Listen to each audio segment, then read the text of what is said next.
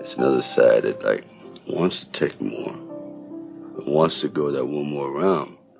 Because, like, going that one more round when you don't think you can, that's what makes all the difference in your life. You know what I mean?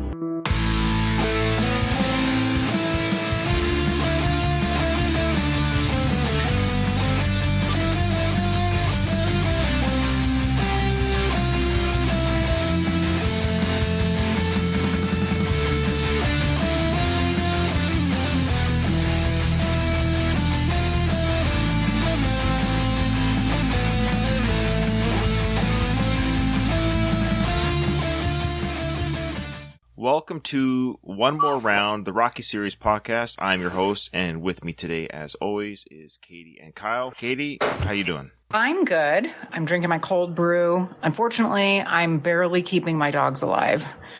Balboa, the girl, has had to have another surgery to remove rocks from her tummy. Even though I completely changed my landscaping, she somehow finds rocks. And then there were some complications with it. So I'm nursing a dog back to health. Other than that, the name like Balboa eating rocks, Rocky, right? Yeah. Yes, maybe that's I believe Balboa is supposed to eat lightning and crab thunder. So. You're right. She's got it wrong somehow. Yep, you're right. Good one, Kyle. Well, hopefully speedy recovery to your animals. I know they're family. Yeah. Hopefully it works out. Kyle, how are you? I'm hanging in there. I'm doing pretty good. Dumped the kids off at my parents' yesterday, which was nice. Got to work on fixing my bike up and doing stuff around the house. So had a few drinks last night, and I'm feeling surprisingly good this morning. I don't know how that worked. But... You don't feel like a sterno bum? No, I'm sure that'll come later. All right. Well, it's always good to be here with you guys. It's hard to believe how fast 2 weeks goes now, eh? Yeah, but it's fun. I always have fun with you guys, so. Oh, good. Yeah. We got a couple of people in our Discord, so as always, check out the show description notes for the Discord channel. What Discord is, for those who maybe don't know, Discord is just a social app. It goes on your phone, it can go on your laptop. You click on the link will direct you right to the Discord server. That is the last of the Action Heroes podcast server. And people can join the shows when they record live in Discord. You can join the live recording. So essentially you're seeing us live. It's pre-edit. You're joining the discussion. You can talk to us while we're recording. So I think it's a great service. We got a couple people here, Donald and Baz. And Baz just wanted to say that he just did the Yo Rocky film tour in Philadelphia. He did the steps and all that good stuff. So he had a great time with that. That's so awesome. I'm jealous. Is Baz the guy from the UK? Did he fly over to Philly or? UK or Australia? Baz let us know in the chat. But yeah, that's a big trip. So he did the Yo Rocky film tour. That's the big, obviously the exclusive tour for the Rocky films and the sites and what have you. Yes, he's from the UK, he just says. So big commitment to do that. So good job on you, Baz, and I'm glad everything went well for you and your wife, it sounds like. We got some emails, and these emails are going to produce a lot of discussion points. So it'll be interesting to see how much film we actually get through today. And once Katie's reading these emails, we'll see.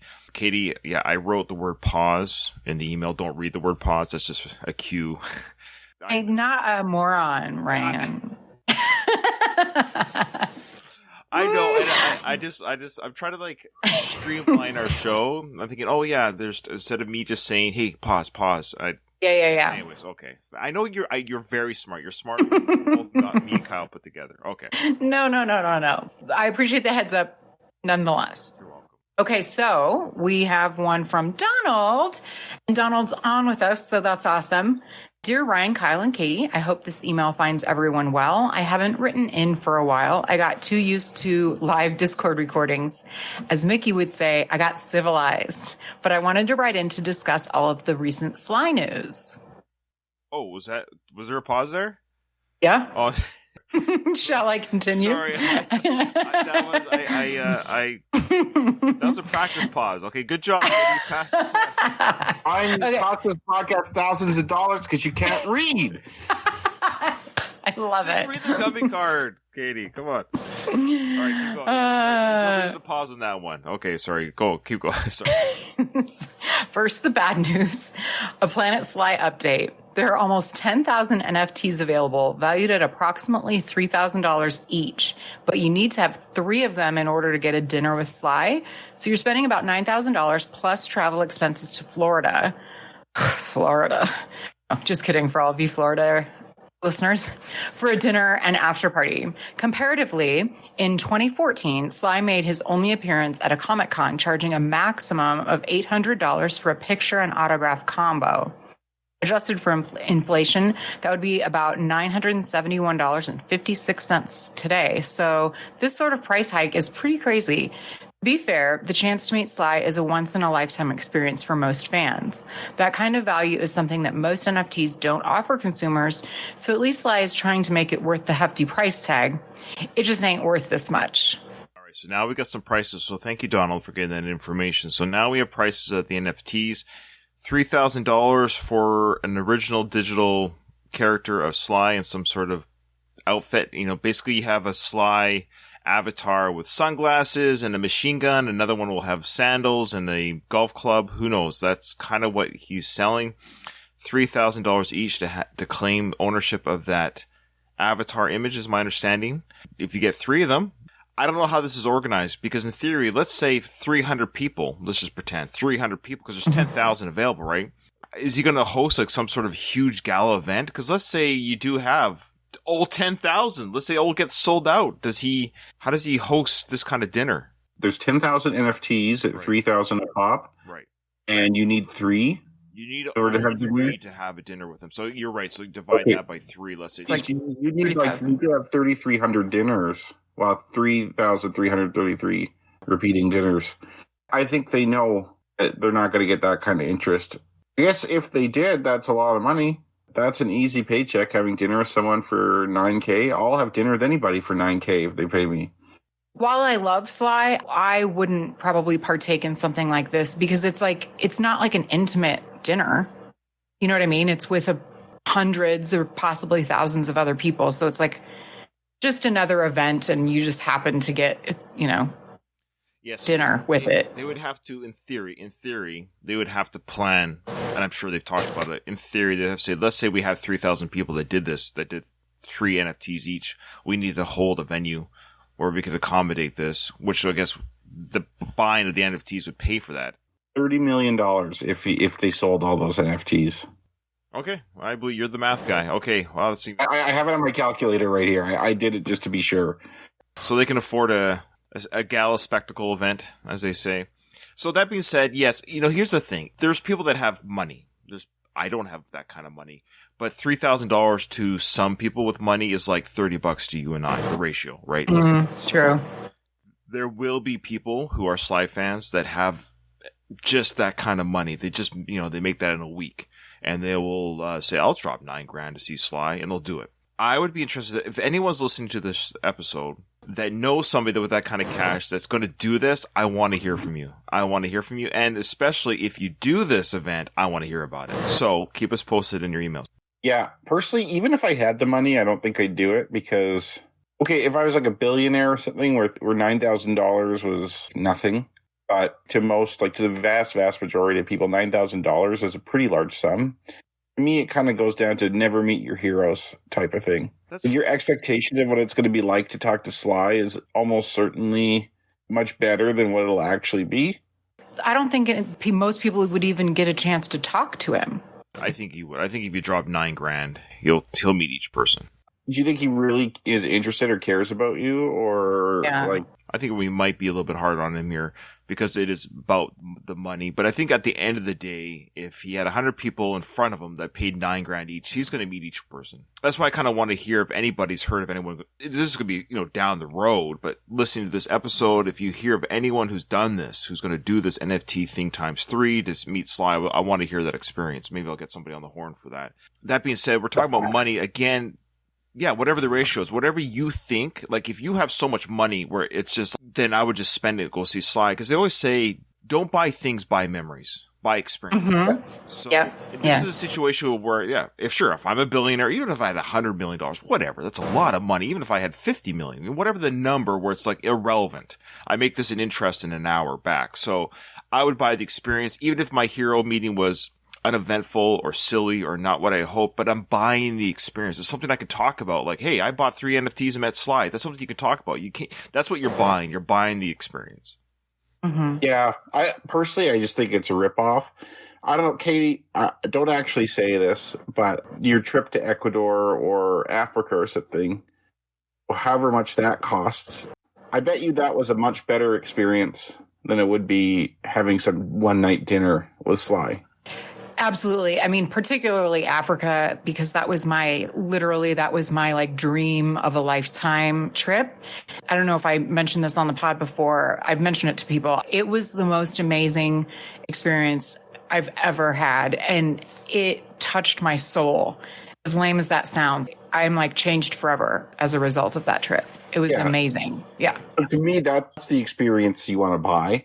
Unless you're so wealthy that 9,000 is nothing to you and that you could really do anything you want, then I would say that's way too much for that experience. What also bothers me about this too is that he's personally profiting off it. I would look at this much more favorably if that $9,000 went to like Ukraine or something charitable, where he uses his star power to benefit other people. You could donate 9,000 to Ukraine and also get to meet Sly. Like, to me, that's a way better deal. Like, that, to me, that experience would be worth it, knowing I've helped people and I get to meet Sly. But the idea that I get to meet Sly and I'm putting 9,000 in his pocket or his manager's pocket or whatever, that doesn't sit right with me at all. All right. I told you these emails are going to produce a couple of talking points. Mm-hmm. But Donald, who's in our Discord, who wrote this email, he did say Sly was very nice at that Comic-Con, to be fair to Sly. He was very nice. And he did meet everyone that paid for the signature, whatever, the $800 or $500 for the picture at the time. So back then, at least 8 years ago, he was very kind, very cordial, very nice to everyone that met him. So, well, that's nice to hear. Better be. You should be nice anyway. You shouldn't be an asshole. Like, maybe the bar's that low for celebrities. But if someone's literally paying to see you, you should at least be nice to them. Everyone that's met Sly that I've heard, at least publicly, I haven't heard he was a jerk to me discussions. I haven't heard that. You hear about other celebrities? Same. I don't mean to be argumentative here, but you're bringing up points that people are also thinking that are listening. There's a variety of people that have different opinions about this situation. All right. Donald goes on to say, by the way, Planet Sly also has a Discord server, and Sly is teasing a possible Q&A in it if they get enough new members. You guys may want to join just for that. I actually did see that, and I would like to join that, but at the very least, check it out. So yes, I'm going to pop into that Discord server, so thanks, Donald, for that reminder. Okay. Awesome. In other bad news, he has a reduced role in The Expendables 4, appearing in what he said was about 25-30% of the film. The teaser poster featured Sly's name last on the right in the with category, like with Sylvester Stallone. Further confirming this, and can we talk about the dumb tagline? They'll die when they're dead. What does that even mean? I guess it's over when it's over. Yeah, I didn't hear no bell. I don't know. I guess that's the tagline. So yes, I put this on my Twitter. I don't know if Donald follows me on Twitter, but I tweeted the cast, I guess, poster, like cardboard poster. It's huge. It shows all the cast. And, Jason Statham is first, and then it's like Curtis Jackson, 50 Cent is like second, and Dolph Lundgren. And so, yeah, we knew that Sly was only on set like for maybe a week, 4 or 5 days, so very short. Oh, yeah. So even hearing that he's in it 20 or 30% of the film, I find even. So I got a feeling he gets killed at the beginning. You think? Statham takes over as leader of the Expendables, and there's no plot released. Nothing has been released, but that's my guess. Donald's saying at the end of the poster, it says with Sylvester Stallone. So he's passing the torch. Look, he's 75 years old. Like, he's not going to do the Expendables for another 20 years. And the fact that we're even getting a fourth film I'm surprised. I'm excited. I'm going to watch it just because Sly's in it, and, why not? But yes, go in knowing that Sly is almost cameoing in it. If you go in with that kind of expectation, I'm sure it's going to be a fun film. Watching Jason Statham, you're never bored. I've always said about him, he's a solid actor. He's a solid, charismatic action star. You never watch a Statham film going, oh my gosh, this guy's such a vacuum of charisma. No, he's fun to watch. He's easy to watch. He does his job very well on screen. I've got no problems with Expendables 4. I know Sly is going to be in it reduced wise. But yeah, it'll be what it'll be. Hopefully it's just not going to be garbage. But they're all fun. I enjoy them all. Even though people don't like part 3, I still think it's fun. Mel Gibson was great in it. But yeah, he says, in happier news, Paramount Plus has apparently picked up the streaming rights to Tulsa King. Will Ryan still be podcasting about it? Yes, I would. Thanks for the reminder. Yes, I am going to do. I know everyone's busy, so I don't know how I'm going to do this. I might just do like 20-minute. How did I feel about episode 1? 20 minutes. How did I feel? Like not like a big. I'm going to talk about every character. I'll probably just focus on Sly's performance and general storyline of the show. But I'm very excited. Look, the guy that's writing these episodes is the guy that did Yellowstone, Taylor Sheridan. Just Google Taylor Sheridan. He did Yellowstone, 1883, some other films like Hell and High Water with Jeff Bridges and Chris Pine. Just a very accomplished, kind of has a Western feel to his writing. Very well-regarded, good writer. And I'm very excited to see what this good writer who does good scripts and stories does with Sly. It goes without saying it's very exciting. And Sly has been, of course, it's called the Tulsa King. Sly is a mafia king mob guy who gets sent to Tulsa, Arizona. Is that it? Is it Oklahoma? Gets sent to Oklahoma from, I guess, like the East Coast. So I don't know what the reasons are. The plot, it hasn't been revealed, but I guess he gets kind of banished and or escapes or whatever. So he's trying to, but he's still the Tulsa. I cannot wait for this. I know. I can't wait because these are the exact roles that he should be doing right now. Yeah. He's old enough now to be the boss. Yeah, I guess that grizzled, like Marlon Brando in The Godfather type age. Yeah, you're older. Yeah, you've earned your right to be the king of, to be the king of the mafia. So yeah, it's going to be, Taylor Sheridan writes violent stuff. So okay, good. I'm looking forward to some violent Stallone, bad Stallone. Okay, so the next one is from Kim Coleman, my friend Kim. She says, hi, Ryan, Kyle, and Katie. I love listening to the One More Round series. I'm so glad you decided to do One More Round. I think it's a neat idea because of how it directly relates to Rocky's sentiment on going one more round. Plus, well, Katie. Of course she says that. She's my friend. Love a woman's perspective on the movies. Yeah, we love Kim, and we love that she's enjoying this, and she's your friend. I think she's great. Kim hadn't seen the Rocky movies growing up. You kind of introduced her to that. You got her hooked on the Rocky. Nice. Yes. I think she references that in a second. She says, I've watched up to Rocky 5 now. I think I agree with most when I say it's not my favorite. No surprise there. I'm also pleased to hear that your sister-in-law has taken the title from me of first-time Rocky watcher. I feel like I'm in the big kids club now. Yeah, it's funny. So your friend Kim she's not the Rocky virgin. She's been violated like a parking meter. She's busted. Yeah, my sister-in-law is just semi-busted. Well, I was shocked that your wife's dad hadn't seen it. Nobody's perfect, right, Ryan? No. My wife hated Rocky when she first saw it. We were dating at the time, and I almost had to turn it off. I'm just going to ignore this. I'm just going to pretend this never happened. But she's warmed up to it. She actually, I don't know if I should say this. She didn't mind Creed. Yeah. Oh. I don't mind it. I don't dislike it. Yeah, modern audiences who aren't familiar with the Rocky films would like Creed. It's a modern take on it. Yeah. But yeah, she likes a lot of shit I hate. Like she likes to watch Real Housewives and stuff like that. I'm just like, no. Yeah. No, thank you. I think I'm more like a guy, apparently, because I also hate all of those types of shows like Bachelor. So Kim says, please put me down for 42 bums in the bum count, Kyle. I'm recording it right now. 42. So she is between Ryan at 36 and Louise at 46. All right. There's not a lot of room there. That's a brave pick. Yeah. Honestly, okay. There's as many bums as I thought. Yeah. And Katie, you're like you're at 2. I got by Rocky. Okay. You can say, never mind. Okay, I'll say it, but I feel bad. Since this is the bum count, I was going to say bum, but I'm like, that's a little crude. Absolutely not. Okay. Kim then says, I agree with the spitting in baseball dugouts. Disgusting. Oh, thank you, Kim. Thank you. And she says, the thing that pisses me off about that is someone else has to clean that up. I wouldn't care at all if they cleaned the dugout themselves, but the cleaning crew has to do it. I like your friend Kim more and more, Katie. She's She pretty seems solid. cool. Like, I see pictures of you and her hanging out and stuff. She seems cool, and then she writes stuff like that. She's high on the list here of people, of fans that are like... She's a good human. Then she says, has Greg the Third written in yet? Since you aren't doing Creed, he may like this round better. # where's Greg the Third? I think she means Greg the First. Well, I don't know. No? Did we have a third Greg? I know we had a... No, I don't we think had so. the other Greg, and we had Greg the First, and then we had the other Greg. Did we have a third Greg? I know. I don't believe so. I don't think so, but I think it was Greg the First that really disliked our... Like, if Greg the First, if you're listening, please, by all means, let us know that you like... he might be hate listening right now, because he started really not liking, I think, our takes on Creed. Like, it wasn't just the fact that we didn't like Creed as much as he did.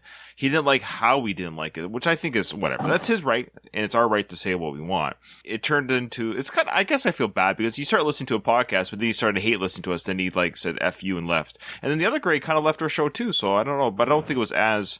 I think he just might have gotten bored with us, but the other Greg left too. So, but if either Greg is listening, let us know your feelings now and how we're tackling one more round, because I agree with your friend that I think we're doing great. I think we're not back on track, but I can't imagine anyone who's a Rocky fan is listening to this coverage and thinking, oh, these guys they're crapping all over Rocky. No.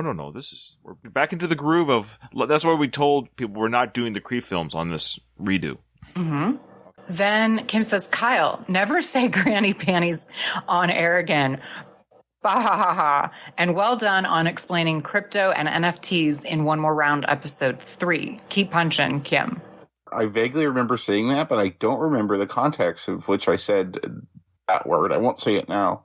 Dipper's locker when Rocky busts it open. Oh, yeah. Yeah. You know what? They were there. I'm sorry. Yep. Those were cheap. The next email is from Melissa. Hi, Ryan, Katie, and Kyle. Sorry I haven't been on the live Discords. I can't do Sunday mornings due to church and family lunch, but I'm still a faithful podcast listener and Patreon. I've always thought that the Apollo chanting was an audio recording piped through his gym to pump him up and replicate a live crowd cheering. She's Team Kyle on that, okay? So we're still kind of divided on that between in Apollo's head, and they actually set up a stereo system of some sort in his gym to chant his name over and over again. Okay. I don't know. I'll have to rewatch it to see, because I don't remember thinking one way or the other about it. But we are heathens for doing this on Sunday mornings, aren't we? So she says, I always took the cross, etc., as a religious aspect for Rocky. Also, Rocky Balboa has some religious undertones too. And Sly always makes it a point of showing Rocky praying in the locker room before the fights and also in the ring corners in all of the movies. I've heard interviews with Sly saying he was raised Catholic and reconnected with his faith at different times in his adult life. She says, this section of the first film always makes me laugh hard at Mickey. The way he snaps at Rocky is rude and hilarious. I love going through these films again. All the best, Melissa K. I also loved Mickey in that first scene, too. Shut up! He's a bum. Did you win? Yeah, he's a bum. So the last email is from Doug. Hello, friends. I wanted to weigh in on Ryan's mention of religious symbolism in the movie. Ryan mentioned Rocky prominently displaying a crucifix necklace, and yes, that's a big one. There's also Adrian's Hospital, which is a Catholic hospital with nuns as nurses, and a crucifix above Adrian's bed. Not to mention the wedding is in a Catholic church, the huge ornate chapel in the hospital, and Rocky going to Father Carmine for a blessing before the fight. A more subtle example is the color blue being a symbolic color for religion, according to color theory. Rocky wears a blue t-shirt in all of the hospital scenes while he's waiting for Adrian to get better, and her room number is 669, which is called the angel number and has deep religious background referencing guardian angels and spirituality. It's also considered the opposite of 666, or the number of the beast. And Ryan, Burgess Meredith's ad-lib of the line, "Did you ever consider retiring?" was done in his audition. And Sly loved it so much he wrote it into the script. That makes more sense. Yeah, so, because, no offense to Sly, but he played off it very well. That's like, was that? Yeah, so the ad-lib was, okay, during rehearsal, and then they perfected it for the film. It makes sense. So thanks, Doug, for that clarification. So the line's still ad-lib, but not on film in that moment. It was ad-lib during rehearsal. Okay, perfect. So Doug does the Rocky Minute podcast on our feed, and he goes into this great coverage on his season 2, Rocky 2 coverage. Rocky also wears this baby blue suit whilst job hunting. too. So I just wanted to add that because that is a very odd color for a suit. I think even for the time, baby blue suit like that. So Yeah. I feel like I've seen a lot of those, like Dumb and Dumber.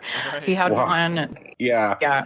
I always think of the 70s as like brown, burnt orange, or It made me chuckle when he talked about the color theory because it was kind of a running gag on their Rocky Minute podcast for throughout, but the color theory stuff. All right. But yeah, he says, love you guys and loving the coverage of the movie. Keep punching Doug. Yeah, thanks, Doug. We love Doug. A lot more to go here. Really quickly, I listened to Adam Carolla because I like his style, I like who he is. But he had a guest on that shared a story. Henry Winkler, of course, who plays the Fonz at Happy Days. Now, Henry and Sly, they met on the set of Lords of Flatbush, 1974, and this was just before Henry got big as the Fonz on Happy Days, because Happy Days started in 74 as well. 18 months later, Sly actually calls up Henry saying, hey, my car broke down. He was married to Sasha at the time, his first wife, Sly, and can you give me a handout, so to speak? And Henry actually took Sly and his wife and their dog, Butkus, at the time, gave him like an apartment. This is according to Henry. So what we're about to hear right now is this has just happened where you'll hear the rest. This is where you're going to hear the conversation kick in.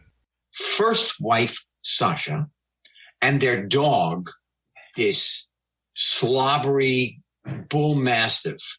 My car broke down. I don't know what to do. I said, don't worry. You stay right there. I'll come and get you.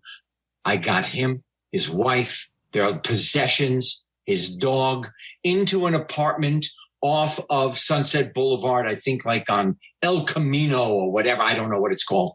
Off of Sunset Boulevard. I got him settled into his apartment. He gave me a script. He said, I want you to take the script, see what you could do. I take it to ABC. I said, I'm telling you, here's a guy I worked with. Here's the script. They buy the script. All of a sudden they say to me, but you know what? We're going to change the writer. I said, oh my God. I call Sly. I said, hey, the good news is they bought the script outright. They want to change the writer. He said, don't let them do that to me. I said, okay. I went back to ABC. I said, I know you don't do this. Here is all the money back. I need that script. They said, no. We really don't do that. I said, I understand you don't do that. I really need you to do that. I really need you to give me back the script. Here is all the money back. Just please give me the script. I get the script back. Now, certainly because I was a star on one of the most important series at that time for them, ABC. It didn't hurt. They gave me back the script. I went to Sly. I said, here is the script. A year and a half later, Rocky came out. That was the script for Rocky. Yeah. Wow. Now, I'm a little bit confused about Henry saying they wanted to change the writer. That's the part I'm confused about. So it's kind of cool that Henry had the script. He gave the script to ABC saying, basically, can you guys do something with this? There's my buddy shopping the script around. He's trying to get it produced. But he mentioned that the ABC wanted to change the writer. Now, that's the part I'm confused about. I would guess that, you know how you could ghostwrite for people? Perhaps they wanted to have Sly essentially as a ghostwriter for that script, and then they could have a more prominent name as the writers. The script would be more successful, which Sly wouldn't like because this is his break. That's my guess, but I really don't know. Script can be reworked or rewritten so many times that very little of the original ends up being a part of it. So I wonder if that's kind of what they mean. Like they like the skeleton or the general idea of it, but that they want someone else, to Kyle's point, more known. Yeah. And Donald says the same thing in the chat. He goes, I'm guessing he means they wanted another guy to rewrite it. Yeah, so you guys are right. So they kind of like what we see here, but we want to ABC it, so to speak, ABC network it. And Sly's like, no, this is my baby. Can you please? So Henry was really cool. What Henry did is Henry, with his own money, said, what did you guys buy it for? I'm going to spend that same money, give you the money back. Can I just have that script back and give it to Sly? Like, you have the ownership of this, This was 18 months before the movie came out. Sly almost lost the script to ABC. Also, this is the first I'm hearing of Henry Winkler having anything to do with the story. I mean, we've all heard so many versions of the story, but I've not. It's funny, everybody's kind of claiming a part of it. But for Henry to say this, I mean, is he lying? Is he misremembering 40 years later, 45 years? Who knows, right? But I would suspect they were friends from the movie set. The timeline works. Yeah, I don't think he's lying. I think it's just interesting that, I mean, maybe this whole time he's like, why have I not like gotten any credit for having a part in this? And he has a chance to kind of talk about the story now. And there you go. So that was, I think you guys might find that interesting, and our listeners. So there's the Henry Winkler involvement, Rocky. And one last thing, and then we'll get to the movie. I told you this is a big, a lot of stuff happened the last couple weeks. Sly on his Instagram, during his filming of Tulsa King, was at the stable or at an event, barrel racing, right? The horse barrel racing event. And he did a little, his like keep punching video to the fans about being there and what have you. And he offhandedly mentioned, now I'm going to say something, and probably Kyle and or Katie or both of you will say, well, of course, Ryan, duh. But before you do, just let me get my part out. And I guarantee you there'll be a couple listeners who might be like, I had no idea. Because I put this on Twitter and I put it on Reddit, and I had people say, I had no idea as well. So I know I'm not alone, but I might be in the minority. Okay. Stallone means horse in Italian. And I didn't know that. And thus the moniker, the Italian Stallion, from his last name, Stallone. I never made that connection at all. Now, a couple of people in Reddit said, well, they made that connection, but the reason why they did was one guy was from South America. So for him, the Spanish was always there. Italian and Spanish are very similar. They made that connection right away. And I did Google it. Stallone is actually Italian for horse or stallion. The Italian Stallion was literally written, that moniker, that nickname that Stallone put on his character, sounds like a damn monster movie, was actually because that's his last name. Now, if Stallone was born, I don't know, Sylvester Giraldi, who knows, he wouldn't probably had the moniker, the Italian Stallion. So Stallone said this in this little throwaway moment on his Instagram video, and I Googled it, and sure enough, Stallone means stallion in Italian. So the Italian Stallion. So I love that. I didn't know that. All these years, that moniker is from his last name. First I've heard of this. That's cool. I also never made the connection, but it totally makes sense that Stallone is Stallion. So I think if you don't speak Spanish or Italian, if you do speak Spanish or Italian, you're saying to us English people, well, duh. Yeah. Because I don't translate. I just always saw that as a last name. I never thought of it as a word. I wonder if it's like Stallone. I just ran the audio of it on Google Translate, and it's Stallone. That's cool, though. Yeah. Italian Stallion. Yeah, but that's cool. Again, Sylvester using his real life into his movies. It's just amazing. Okay. I was just catching up on the chat. Oh, okay. Where are we here? Yeah. Oh, I see. Luis didn't put it together either. Oh, nice. Okay, good. I'm not alone. Okay. I know. And he said he's usually keen to those types of translations. Yeah. Yeah, exclusively here on One More Round. Okay. All right. Oh, Donald, Donald's, when we were talking about Greg the First, you're doing real good. Greg should have seen you. That's awesome. Oh, okay. Okay. I saw that written, but I didn't get it. Okay. Yeah, I did real good. You should have seen me. You should have seen me. I did real good there, Greg the First. Boy, he hates us now. He's going to hate us more now because I'm calling him out. I shouldn't say that. But I feel bad, but he did. I don't know. Last episode, we left off with, of course, Mickey yelling at Rocky. Rocky said he's going to go take a steam. The next scene here is Rocky walking out of the gym, and it's dark now, so I guess he did take a steam, right? So here we go. Of course, for our listeners, Rocky's walking into Adrian's pet shop, place of work.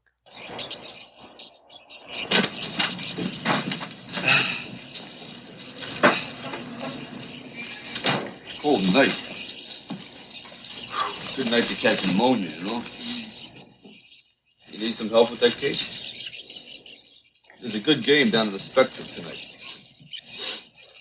Want to go to the basketball game?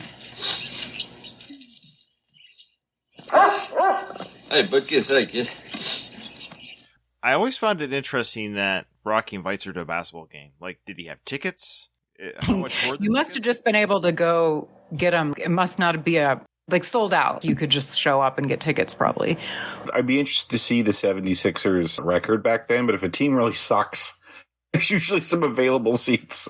Well, that's just it, guy, but I would suspect that the NBA, I suspect there's a lot of sold-out games. It depends on the time of year. This is November, so this is mid-season, playoffs haven't started yet, but still the idea that you could just, walk up to the ticket counter and say, hey, can I have a couple tickets for the Philadelphia 76ers? Yeah, I'm just looking at the standings for 75-76 season.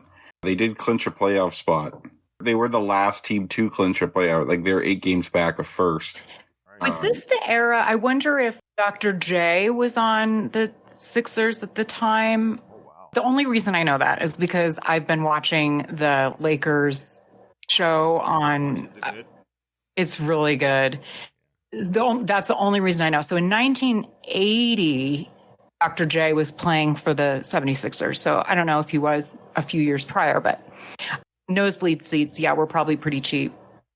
Regardless, like everything has just like exponentially gotten so expensive. Like concert tickets used to be really cheap.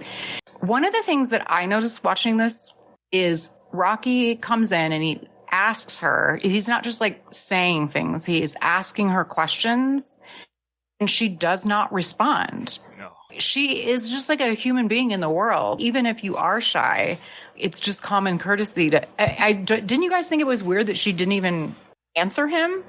Yeah, he comes in, starts talking, invites her to a game, and I love how the dog barks to avoid that awkward moment where she doesn't answer, but the dog barks. Oh, hey, Buckus, hi, kid. And it's like, oh, good. Someone broke the silence here because there's nobody speaking. So I'll talk to the dog. I think Adrian probably suffers from a fairly acute form of social anxiety. She comes out of it real quick then, a little while. She does, and that's probably not that realistic. Yeah. Right? I'm guessing everyone shits on her all the time type of thing, especially Polly, who she lives with. I think she's just nervous and just doesn't know what to say, and I think she just kind of puts her head in the sand. Yeah. A couple of great points here. Baz from our Discord said Sly always thought she'd say no, so he just asks because it's like, hey, I'm interested in dating you, but he kind of figured she'd say no anyway, so he just asked all the same. Louise in our Discord said the NBA was in the crapper during the 70s, so they could have easily gotten tickets back then. All right. Tough day today, They took my locker away. I had that locker for about 6 years, but don't bother me none. Lockers are bad anyway. After a while, people get the combination. I must have had $20 taken out of there in the past 6 years, Don't sound like much, but it adds up. Doesn't matter. Who cares?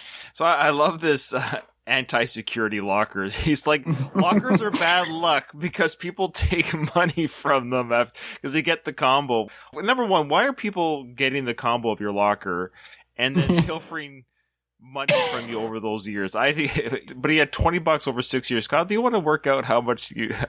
About $375 a year. What's that for inflation? Oh, we're going crazy. Like $100 total, right? Maybe $100 total. I guess that's good chunk of change over. The locker is a bad luck. He's already kind of like making. Yeah. Like I kind of like having my stuff on Skid Row because that's much more secure. Yeah, you lose money in a locker. Wait till your stuff's on Skid Row, where like anyone could go in there at any time. Just full on take it.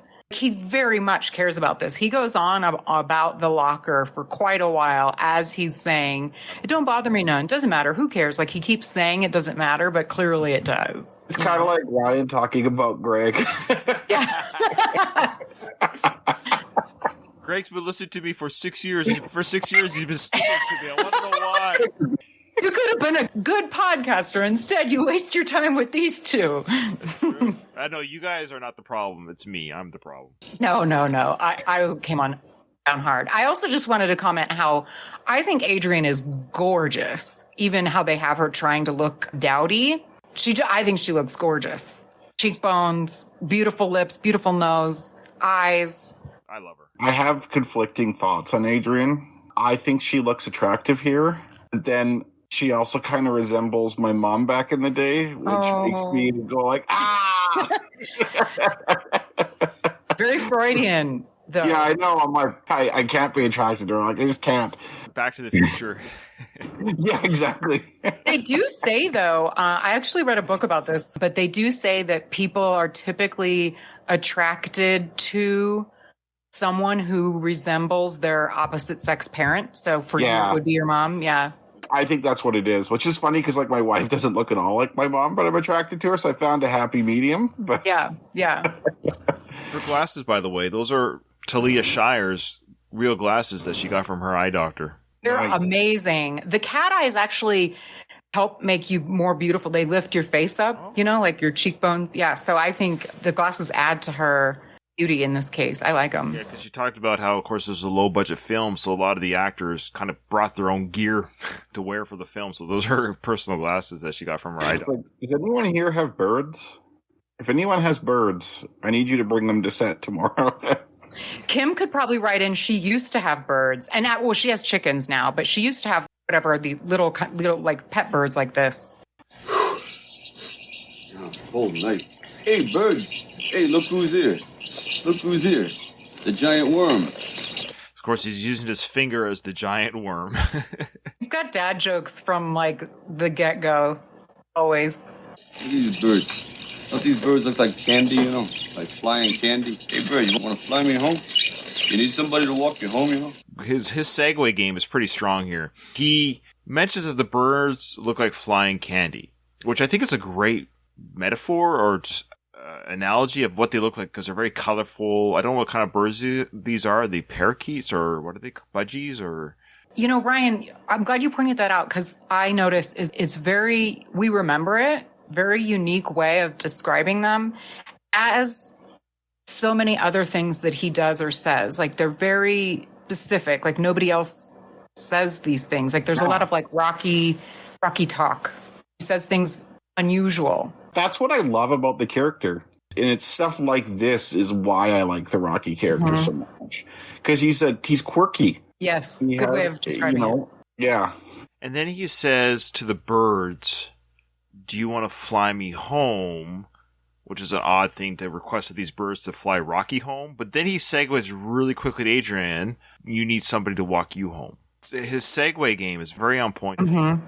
He's got some game. Give him that. He'd probably get laid a lot more if he was not going after Adrian all the time. Well, he did have a girlfriend. We find out in Rocky 3, he did have a girlfriend. Paulie set up Rocky with his first lay, but the girl was already pregnant. I mean, we don't really talk about it. I think part of why we like him is because he could get laid all the time. Aside from the fact that he has no money, but women doesn't care about that. He's got it going on. He's dangerous. Like he's got a mobstery job. He's very good looking. He's got a great body.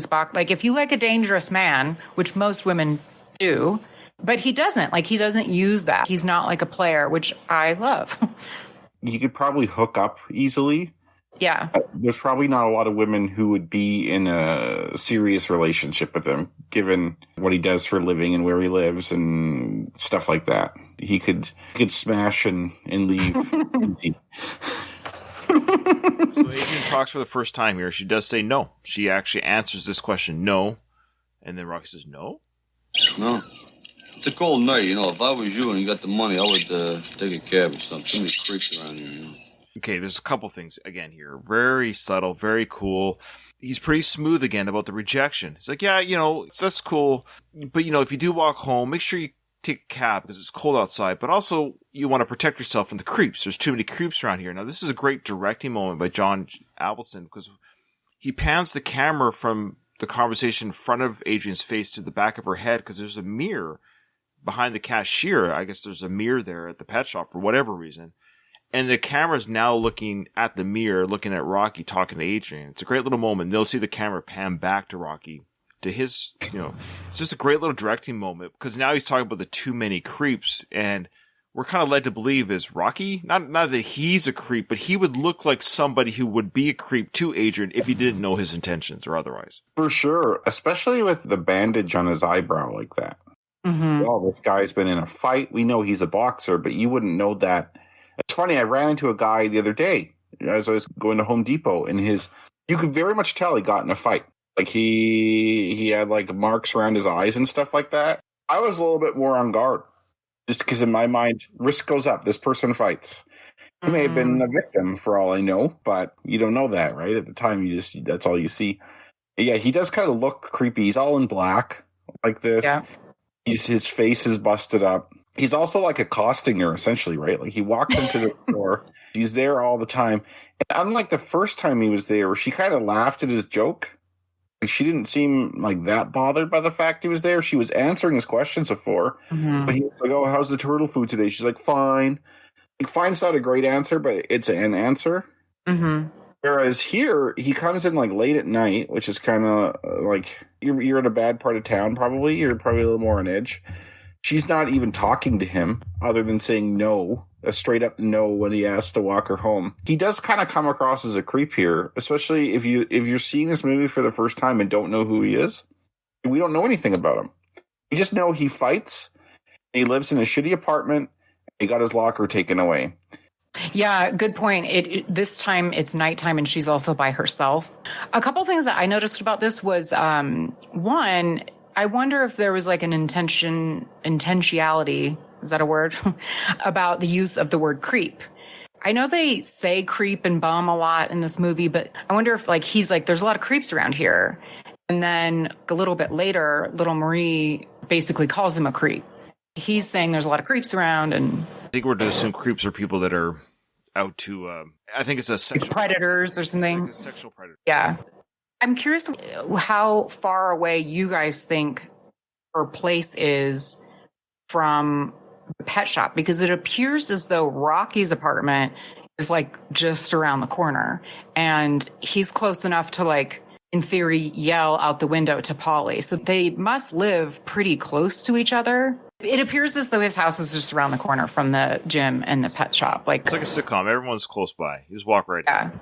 I never remember this guy's name. We have the guy who does the Google Map stuff. It shows Brian. I'm sorry, Brian, for forgetting you. I do really enjoy your contribution, though. He would tell you exact distances. Notwithstanding that, you can't assume that they're spaced out like that. I agree. They're pretty close. I always saw the yelling out the window thing as just a joke almost. It is, I know, but I think he was... I think it is a joke. There's a part of me that thinks that maybe Paulie might actually be close enough to hear it had he been listening. Yeah. To take a cab, would you take a cab for like a few blocks? You know, like that's so silly. It's creeps and it's cold out, you know? True. It's funny though, like knowing what we know, Adrian must know Rocky more than just from the pet shop, but like Rocky's a friend of Polly's, right? So not that Polly vouching for someone goes that far. It's got to count for something.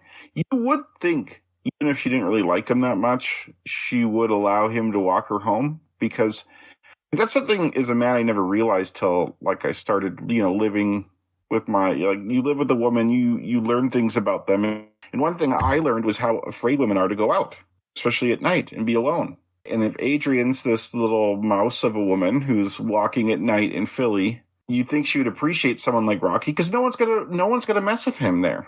If I were put in Adrian's shoes, I was trying to think if I would actually take him up on the offer. Probably because I'm like super attracted to him. So I'm like, yeah, sure, walk me home. Also because I wouldn't want to walk home at night by myself. But then there's also like a part of me that wouldn't, just because I know men, and like even a seemingly innocent man that has been coming on to me a lot. Most women have had many experiences where you wouldn't think somebody, like you think this person's just a friend and they still try and, That's a really good point. Yeah, see, she's kind of stuck between a rock and a hard place, really. Yeah. A rocky and a hard place, yeah.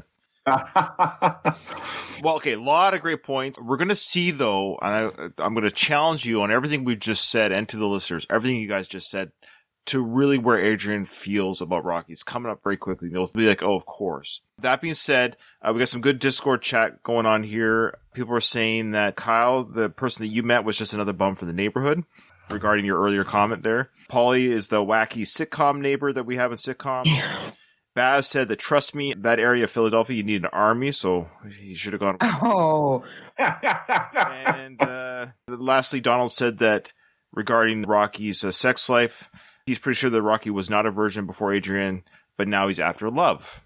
He wants love, not sex. Yeah. Yeah, I can't see Rocky as a 30-year-old virgin. No. His first girlfriend, his first sexual experience was with a pregnant girl that Paulie set him up with. Did they say it was a first time? Who set you up with your first girl? Me, Paulie. Okay. But she was pregnant. Okay.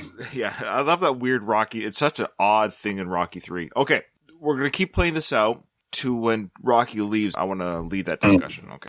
You ever get blocked as a creep? You can always tell a creep. All right, listen, I'm gonna go now, okay? Listen, I'll see you later, all right? I know you guys get up.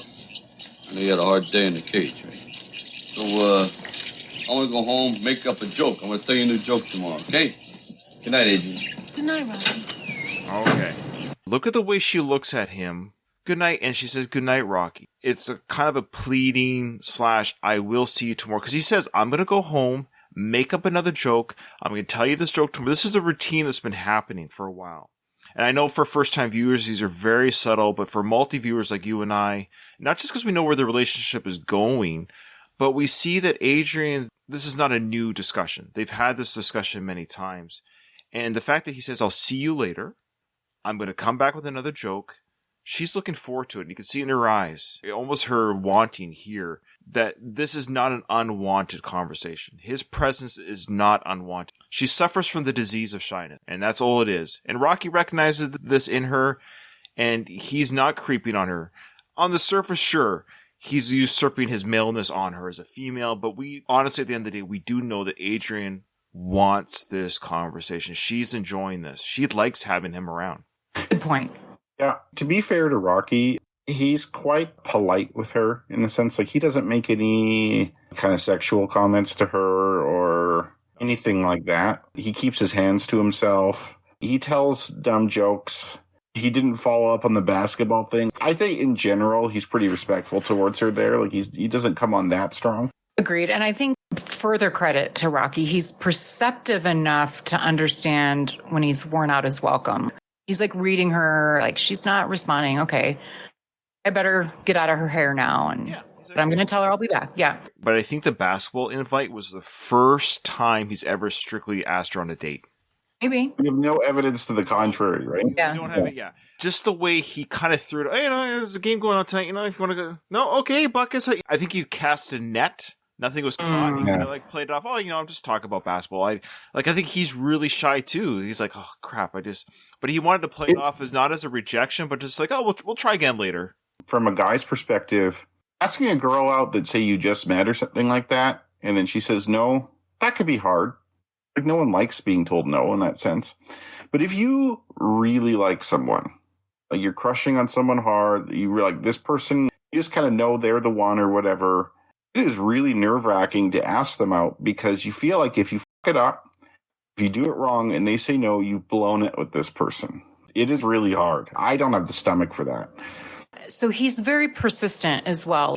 To Kyle's point, like he must realize that she might be just the one for him. And so he does this. Like he comes every day. Then he talks to Paulie about it. Would you guys, if put in a similar scenario, I feel like dudes now would never be this persistent. I've been so long out of the dating game, I don't even know anymore. I don't know how to do this anymore. Or would you be like, okay, there's somebody else. I'm going to shift my focus. I think, I hate to say it because it sounds totally, not like I have any kind of game or girls are clamoring for me if I was single, but I would be like, okay, that's it. I'm done. I don't need you that badly. I'll find somebody else that's interested. Like, I don't care. It might still suck to be rejected or it might feel embarrassing for a moment. But once I'm told no, I'm like, no, okay, that's fine. When I was a single dad, long story short, when I was divorced and I was dating again, 2 marriages, I got rejected. I got people say no to me when I reached out and I just moved on.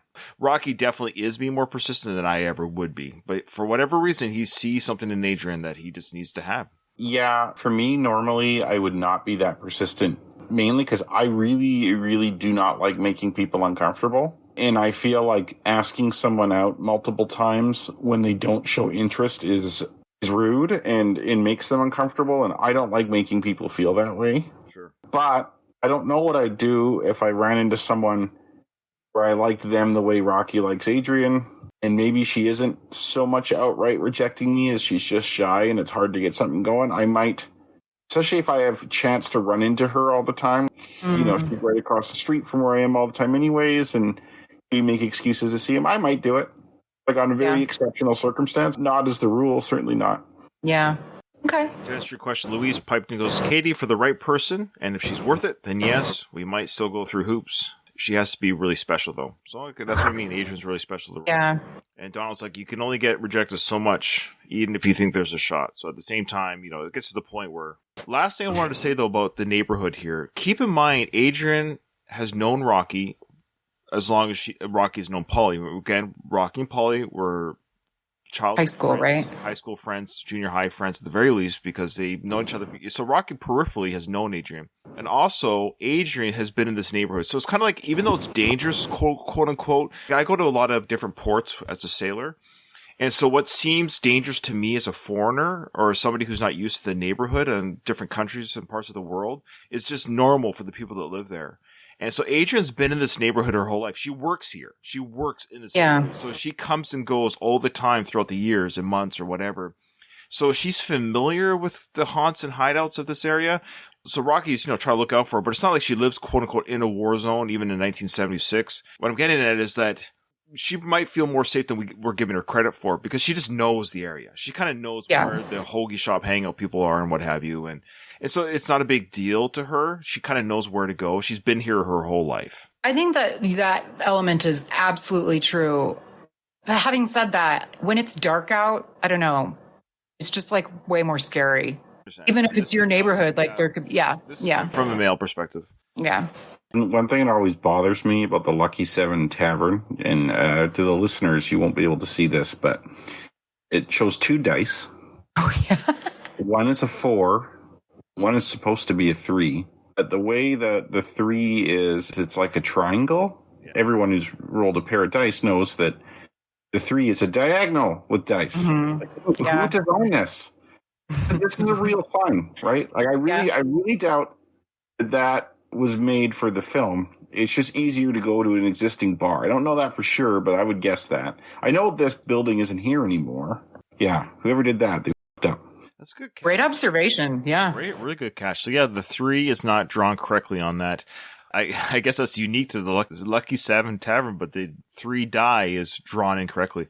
And also, a side note regarding your ability to catch these things, Kyle, Donald wanted to point out that you, on a previous Going the Distance episode, you mentioned that there was no game played the night of tonight when Rocky asked Adrian to the Spectrum game. Oh, wow. I don't remember that. Yeah. That's cool. Donald remembered you saying that. Boy, oh boy. What do you guys think the purpose of, so on this scene, when they first show it, it's a close-up of the sign, Lucky 7, and then they pan out to see the building and Rocky pick up the drunk guy. Like, what do you think that's about? Just to show the neighborhood, maybe. It's just a wide shot to show him picking up the bum or the drunk. Well, that makes sense, but the close-up of anyway. Just so Kyle can point out the dice, probably. See, you can't see it right now. There's like women in the apartment above the bar. That's right. You stick their head out real briefly. Yeah, there's people sticking their head out. That's true. I didn't notice that till today. Funny that you bring that up, Kyle. It wasn't until today that I noticed there's people through the windows behind the sign. There's people leaning out of the windows. Probably like, what are you guys doing down there? Filming a movie? I think so. I wonder if that guy has a thing going up there. I don't know. In where I live, there's this bar. It actually burnt down recently, but it was called the Mila Pub. And it looked a lot like this, and it was in a really shitty area of town. It always had like the scariest looking people standing outside of it. And there were apartments above it, just like this. And I was always like, who lives up there? Who on earth would live above such a place? Now I wonder, maybe it's a business of some sorts. Who knows? Mm-hmm. Now, the guy that he's picking up, his name is Lloyd Kaufman. Seems irrelevant. I agree. It's like, who's Lloyd Kaufman? Why is he here? He was actually a pre-production set guy, part of the film crew. Long story short, he's part of the film crew. So he paid his own SAG. Like he said, you don't have to pay me. I guess he paid himself just so he could be in the film. So he volunteered, like, yeah, go ahead and pick me up, Sly. Like, so he was just a film guy, a crew guy. He wanted to be in the movie. So Sly picks him up, puts him next to the drunk guy talking to himself inside the tavern. But his name is Lloyd Kaufman, but he has over 400 acting credits to this day. He still actively acts, but everything he does is schlock, C-D movie schlock horror type films.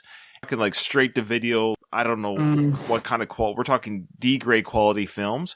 And I've reached out to him on his socials. I'm hoping to get an interview with him. Because cool. He worked on Rocky, and then he went straight to garbage type films. I kind of find that fascinating, that journey. I really want to talk to him about that journey. Like, how did you work on Rocky? And talk to me about your horror film stuff. So it's kind of fun. Okay, but look him up on IMDb, listeners. You'll see what I'm talking about. I think he would be a fun interview. I'm hoping he emails me back, but I've reached out to him. So here he is here, Lloyd Kaufman, film debut. getting dragged into next to the talking drunk guy. So nice of Rocky. I love this guy. They carried him off. Having an argument with somebody. The guy's name is Lefty. Here, Lefty, you got another friend for you here. So the guy talking to somebody in drunken state, his name is Lefty. So he's like talking to himself. And I never caught this before, that Rocky's saying, I got a friend for you here, is like, you're talking to yourself. Now talk to this guy. Or I got somebody else here for you to talk to. You got a friend for you. You really get the sense, this is so outside my world. I've rarely walked into places like this. Like, I'd be too frightened. Like, have you ever walked in a really shitty bar? If you walk in a really shitty bar, feel eyes are on you right away. Absolutely. Checking you out to kind of size you up and see if you're trouble or whatever. I feel like this is that kind of bar. There's actually, this is funny, a little just quick story that my friends and I, well, some of them don't like it as much, but in this area of town, it's all been like redone except for like a few spots. There's like a bar that's been there forever, and it's like all regulars. Like, it's still, you can still smell the smoke in there, but it's across the street from a beautiful lake. We go there every once in a while just because it's incredibly, when it's nice outside, because we'll sit outside on the patio and it's like insanely cheap drinks. They only take cash, but we walk in there and nobody's outside. All these regulars are just inside this dank, gross bar. But meanwhile, there's like this beautiful view outside, but people look at us like, what are you doing here? And then we tip well. And the regulars notice how much we're tipping, and they're like, dang, you guys are a good tipper. But it's like regular tipping, just like 20% or 25 or 30% because the drinks are so cheap. It's just crazy. So they must not tip well. And so they're like, we're like foreigners to them. Like, what are you doing here? Anyway, It's good. It's fun. It's good size. So, of course, the bartender, hello, Rock, how you doing? So everyone's, Rocky's familiar here. Of course, Rocky knows the names of the patrons, Lefty at the drunk Lefty there. And this is Rocky's, he comes here a lot. How you doing? Well, it's rumored You see Bully? Yeah, he's in the steam room. So they're calling the bathroom the steam room again, is it? that's what I meant when I mentioned it the other day. It's weird, but yeah. Now, that bartender, I think his name is Don or Dan, I can't remember, but Don or Dan Sherman, and he's actually a comedian in real life. And I Googled him, and there's a YouTube video, 16-minute YouTube video that comes up of a stand-up. It's okay. It's kind of dated. It's all right. But he's a comedian by trade. There you go. Yeah. And I want to get this girl's name here. If somebody in our Discord knows her name, but she's got I hate to say, her teeth are kind of protruding out. She could have used braces when she was a kid, because they're kind of just out a little bit.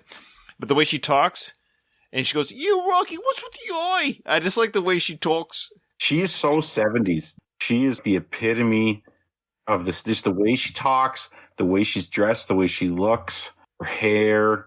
Because like sometimes they really do overdid hair for the 70s, but I feel like this is kind of more what normal people would have looked like. Yeah, definitely. This is 70s personified. Again, the way she talks. "Hey, Rocky, what's with the eye?" At least you want it at least, or so. Like, this is the way she Use. I think, like, what is with the usage of use? I knew a guy from like Northern Ireland, and he used that a lot. might be education. Because Rocky says it too, and it's like all the people in this neighborhood. So I was like, I don't know. Anyway, It could be a lower education thing too. You use vernacular. It's not as... See how close I got. Rocky could easily take her home. This is an example of someone Rocky could bang if he wanted to. well, yeah. Maybe he's already done it. That's why she's already familiar. Oh, yeah. Keep that in mind. When Rocky and Polly walk out later from the steam room, she's totally eyeing Rocky when he walks out. I think we're almost led to believe there was a past relationship, or she's got a crush on him. Because right away she shows interest. Oh, yeah. With the eye, so she's noticing something's different about him. I actually noticed watching this morning, kind of getting ready for the podcast, that she's checking out Rocky when he walks out. She's actually eyeing him. Maybe we're led to believe that at the very least she finds him attractive and wants a little bit of she wants to get busted by Rocky. Wants some of She's that. been busted a while back. Yeah, I'm pretty sure. Hey, Rocky, what's with the eye? Good fighting. Hope you's won it at least. Hope he's won this at least. You're real good. Should have seen me. But I love how he's saying this again as he's walking away from her. He's totally brushing her off. I feel like maybe they had some sort of like he's just. I think we're also seeing that She's kind of an attractive blonde-haired girl at the bar, but he's showing zero interest in having a conversation with her because he's got his heart on Adrian. Also, for some reason, Katie, you might be able to comment on this. I think women sometimes like it if you don't give a shit. It's one of those things we like it and we don't like it because it's like we want something that's kind of hard to get. It's more of a prize, so to speak, but then it's don't be a dick about it, you know. But I get the feeling she must be like a regular at this bar. She's sitting at the bar by herself. She must come on to Rocky a lot, and he's just like annoyed by her. Plus, to your point, Ryan, I think, he only has eyes for Adrian. And we'll look at the patrons in the bar right now. You got two drunks slobbering at each other at the table, and you got this older guy playing pool, and then Paulie in the steam rooms. Rocky's a king of men right now.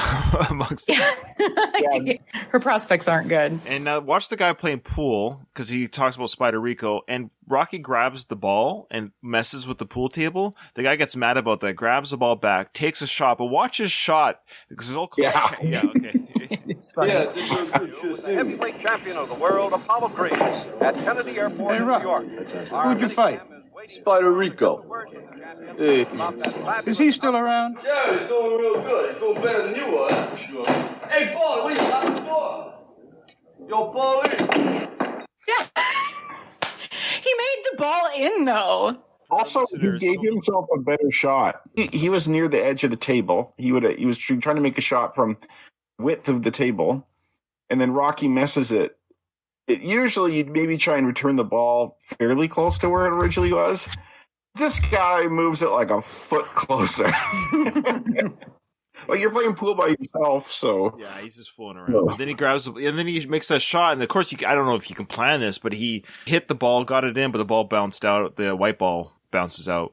Last thing here before we go, we heard the little bit of chatter on the TV in the background that Apollo Creed has landed at Kennedy Airport. So we're getting the first mention of Apollo Creed, the champion, is in the area, and of course now Paulie's in the steam room. And we'll start the next episode 6, introduction of Paulie and Rocky on screen together.